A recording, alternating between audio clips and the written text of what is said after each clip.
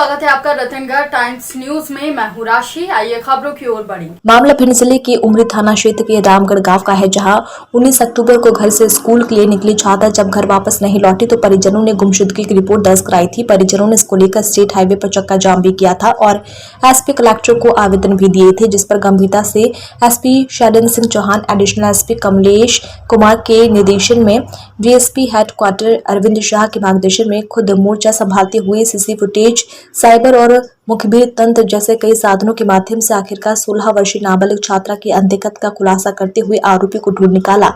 11वीं में पढ़ने वाली छात्रा की अंधकत का पारिवारिक रिश्ते का चाचा ही निकला।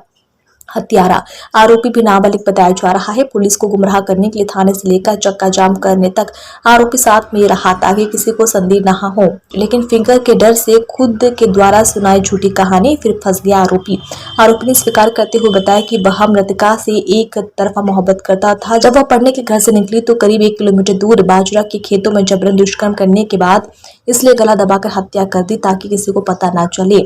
लेकिन कहते आरोपी कितना भी शातिर क्यों न हो, वारदात के समय कोई न कोई सुराग छोड़ ही जाता है और उसी सुराग की वजह से डीएसपी अरविंद शाह के मार्गदर्शन में आखिरकार उमरी पुलिस आरोपी तक पहुंच गई है और उसे गिरफ्तार कर सलाखों के पीछे भेज दिया है, जिसका खुलासा प्रेस वार्ता के जरिए किया गया। चर्चित ब्लाइंड मर्डर के आरोपी पर एसपी शैलेंद्र सिंह चौहान के द्वारा 10,000 रुपए का इनाम भी घोषित किया गया था। हत्या है वो गला दबाने से कारित की गई है।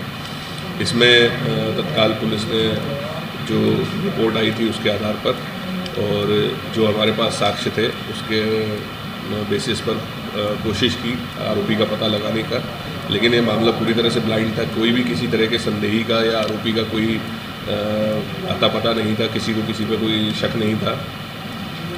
काफ़ी लोगों से, करीब 100-125 लोगों से पुलिस के द्वारा पूछताछ की गई। जो कई लोगों को गांव में इसके पूछताछ के लिए जो सादा वर्दी है उसमें भी लगाया गया कि कहीं से कोई सूचना मिले, मुखबिरों को लगाया गया। जो जितने संभावित लोग हैं उनकी लोकेशंस वगैरह की सारी डिटेल्स ली गई, सारी जानकारी जुटाई गई।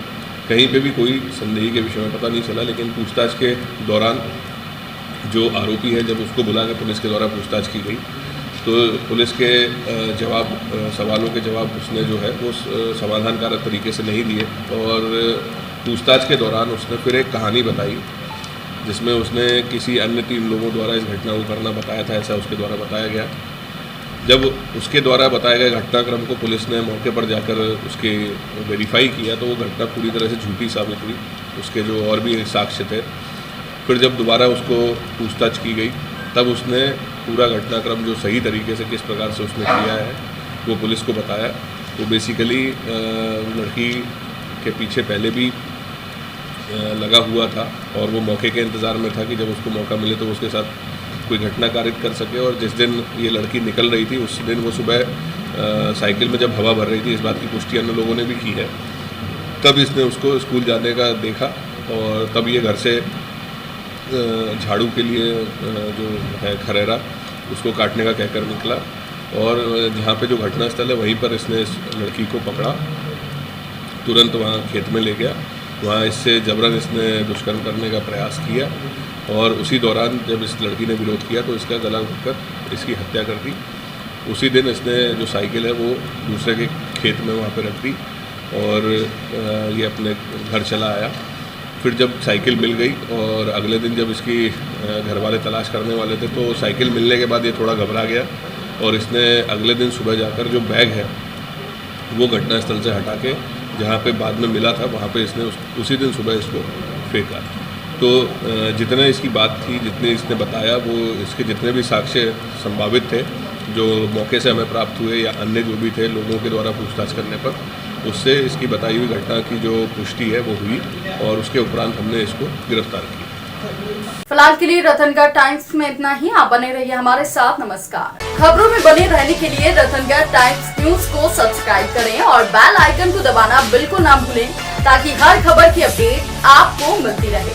इसके अलावा आप हमारी वेबसाइट ratangartimes.com पर भी विजिट कर सकते हैं, जहां पर आपको मिलेगी हर खबर सही समय पर। इसके साथ ही आप हमारे ऐप रतनगढ़ टाइम्स को भी डाउनलोड कर सकते हैं। प्ले स्टोर पर ये इजीली अवेलेबल आपको हो जाएगा और इस ऐप को डाउनलोड कर आप सही समय पर अपडेट्स पा सकते हैं।